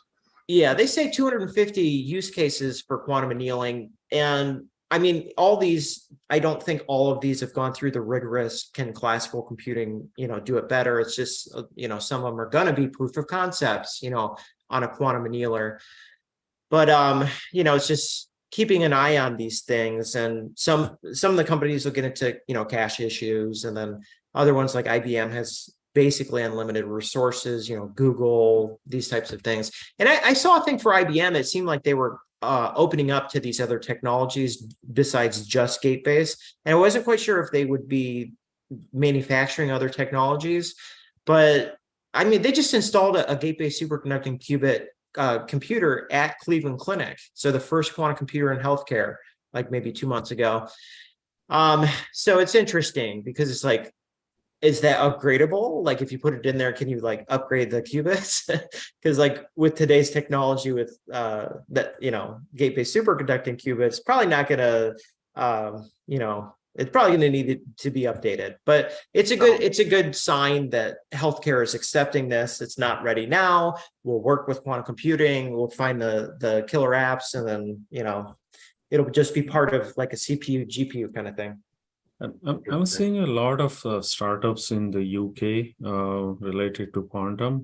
Any comments on that? Or are they ahead of other people, or they are more application based? Well, the good thing about that is we can see what UK does. We can't really see what China does as much. So they were kind of concerned. UK was kind of concerned that they weren't one of the top two. You know, as far as startup goes, like I said, I just get Google alerts. I'm mostly working on models, so I'm really not up to date with UK. Yeah, UK's got an awful lot of small companies, but you don't see anybody getting $100 million investment. I see. You don't. Well, I think OQC is on Briquette, so that's Amazon's cloud quantum rental service. So they're on there, and they'll be up there too. It's just, I think we have the CHIPS Act. So CHIPS Act is supposed to keep all of this high emerging tech inside the US. And my guess is it might follow previous trends, but it's hard to tell. I mean, Google gave Australia, I think it's $1 billion too. And, it takes some research that, some digging into. The Australians are spending it all at the university level right now. They've got a couple of companies that do what they call full stack. Quantinium comes to mind. And Psi Quantum, of course, is an Australian company that's temporarily living in San Francisco. Oh, okay. And then the software company, so Israel-based, so who am I thinking? Classic. They've partnered with this other company. I can never remember their name, but they're in Australia, and they do all this like fundamental research with fixing things on the software side so your circuits run better, even though that the hardware is faulty. So, and I featured this company. They're purple, but I can never. Somebody will come up with it. Yeah, well, the Australians are spending a lot of money on this because they think it's an emerging industry. And their approach has been to spend money on everything except ion trap methods and superconducting methods. And software, you're saying? Yeah, a lot of software effort going on, but also linear optical, nonlinear optical, quantum dots, phosphorus implanted silicon, blah, blah, blah. And the reason is that it's the same logic that you see if you look at Microsoft's investment decisions. See, if you are Australia or Microsoft and you drop a couple of $1 billion being competitive in ion traps, and it should happen that ion traps win the horse race, well, there's no patents that are of any value. Yeah. And so everybody's on a level playing field that way. And there's already half a dozen companies that are viable. So it's going to be a dogfight. It's going to be like routers in the early 90s. Yeah. The company I was thinking of is called Q Control, and they pop up quite frequently in the news. And then I was thinking, so right now we're in the qubits era, which is a quantum bit. There's also Qtrits and quartrits and these types of things. And I want to say India is not focusing on qubits, which is not as powerful as Qtrits or the other two. And that's the direction that they're going. So that's a dark horse right now, because I don't get a lot of news from India. And then, it's mostly UK, US, as far as what comes through Google search. Microsoft hasn't been bragging about their stuff as much lately. But the essential strategy of what Microsoft did was they decided that they were going to spend their research money on Majoranic fermions. And nobody knows what that is, So they also did most of their funding work through people in Europe. So all their hardware development is being done in like Holland and Belgium and places like that, where I think that they have different customs and different laws about ownership of intellectual property. The idea goes like this. If Majorana Fermions has a breakthrough, then Microsoft owns it. They own the majority of the fundamental patents around this technology. They employ the vast majority of people who have laboratory experience in this technology. Yeah. They can get it to work. They will own the quantum computing business for the next 20 years. So that's a much better investment than spending $1 billion to maybe become a Me Too player in ion trap systems. Right. And I would say every technology needs to work its way through literature too. And ion trap has done that. Gate-based superconducting qubit, it's just usually used in, you know, the simulator's better, but it's like a proof of concept that they imported it. So it's interesting that I haven't heard too much from Microsoft on the hardware end, but I know they put like 50 people on a paper for one of these things that, you know, Majorana qubits. Right. And I don't really, I haven't looked into it too much, but Google, who had the first quantum supremacy computer back in October 2019, they haven't really announced any new hardware, but they've had a number of papers and been involved with papers with Harvard and other universities too. And basically they're doing sensing tricks. You add a quantum sensor for memory, and then it's more important, it's more prominent than the noise in the computer. So they actually say they're getting better results. And actually most recently they did publish, I think it was like a 50 or maybe a 48 qubit quantum computer had less noise than their previous like a 13 qubit. So that was in Nature. Right.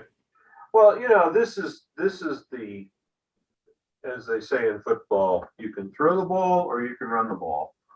And this is where you are attempting to make a 1 yard gain here and a 2 yard gain there and have it add up. That's what Google is doing. And I think that's what the ion trap guys are doing also.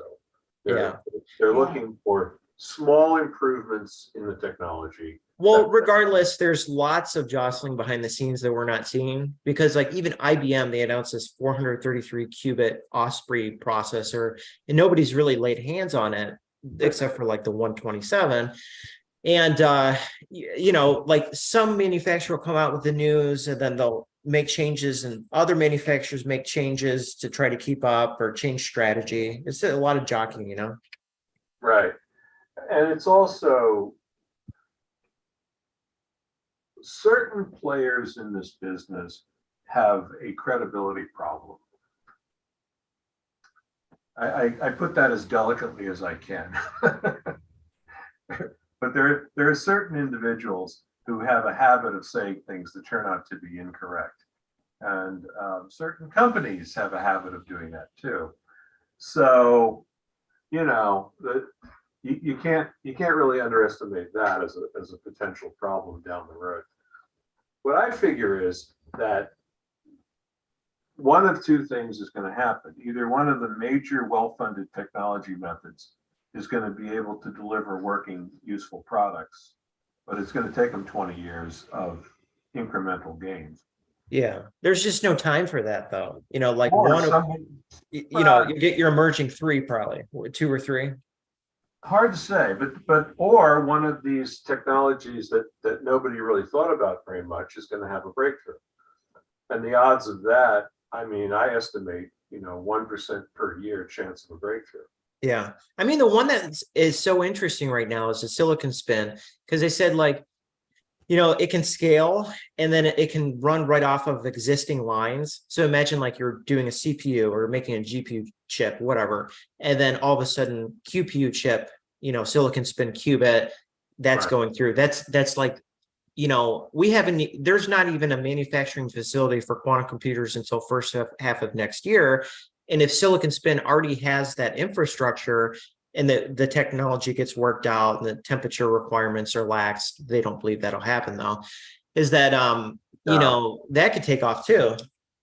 That's why I think investing in refrigerators is a good idea. So Anne, you wanted to say something? Yeah, I just wanted to interject for a moment. I found the name of the guy that Deb had a couple years ago from NIST, and his name's Dr. Carl Williams. And I put a couple links to his research in the chat, and his slide deck that he's got online, which as I recollect was very similar to the slide deck he presented that night.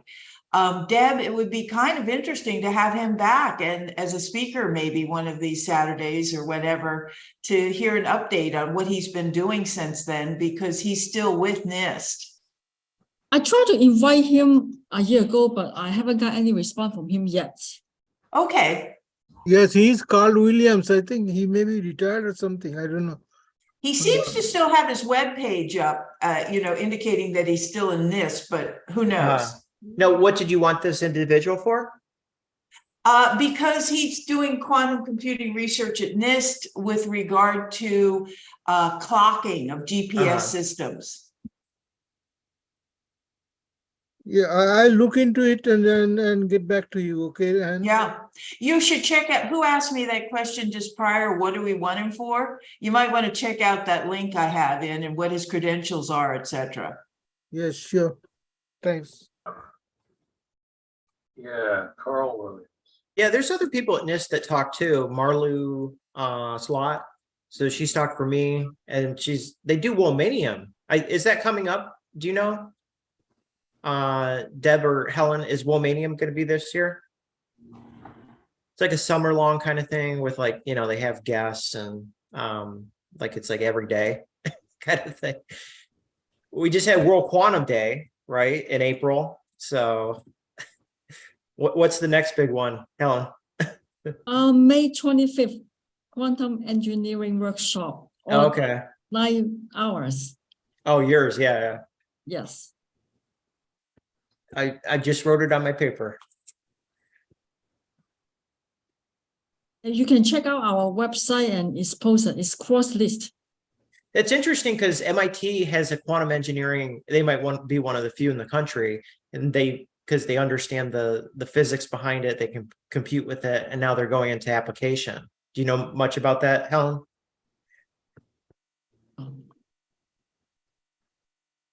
So can you talk a little bit more about that?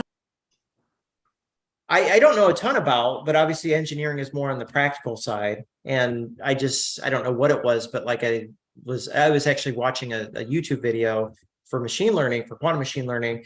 And they were saying that this quantum engineering is for MIT is a big deal. I mean, it was them talking about it, but it sounded like a big deal.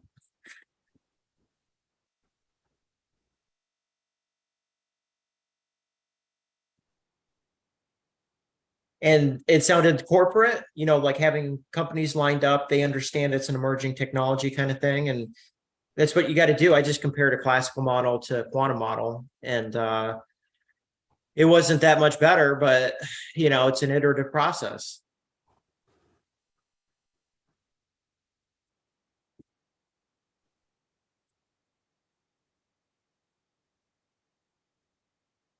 Thanks, everyone. This was a great conversation. Really appreciate it. Yeah, and I think you were asking all the question, should your this person take this class and all of that? And yes, do as much quantum as you can, and it takes a number of sleep cycles for it to sink in, no matter how you're researching. It just takes time, and you'll just wake up one day and be like, oh, okay, now that makes sense, right? But it's a hard subject. It takes a lot of time, but if you're looking for a good outcome, I would recommend that, kids getting into quantum. Yeah, I'll definitely encourage him. It was surprising when he was in high school, he was participating in a speech competition, and he said, Dad, I want to talk about quantum computers. And it's like, I don't even know. I have not even looked at anything. I myself didn't know anything about it. And yeah, it'll be a leg up. Like in a year, I believe, like they'll be asking what's for programming, Rust or Python, or do you know PennyLane? Do you know Qiskit? Do you know Qiskit QML? Like another tool. All right. Okay. Yeah. Thanks. This was a very, very good session. I learned a lot. So since I'm very new. Yeah, and don't give up. That's the biggest thing. No, that's the biggest thing. It's not technical stuff. It's just people have enough and they just give up, and you don't hear from them. Yeah. So my son introduced me, and now I'm kind of trying to pursue and try to learn. So he's got me hooked here. You guys have a lot of knowledge, and seems like experience and exposure to this for some time, which is Yeah, great. thank you. And I would watch a ton of YouTube videos, one after Okay. another. Okay. Even if you don't fully understand it, you'll pick it up. Like you have mirror neurons in your brain, and then over Mhm. the course of time, you'll start to emulate the Okay. people that you're listening to. Okay. Definitely. And yeah, I'll for sure attend future meetings. The one on the 25th, I think that's an in-person event, right? That workshop, or is that online? It's a hybrid. If you're in Oh, Southern is it? California, you can go to Caltech campus. If not, you can jump virtual. But you have to Oh, sign up from that external Eventbrite link. We don't host. Yeah. Who's running it at Caltech, Helen? Right, correct. No, It's who is Caltech. running it? Caltech is the sponsor. Right, but who, like, is there a specific person like John Preskill or Richard Feynman? Oh no. They invite a lot of good speakers though.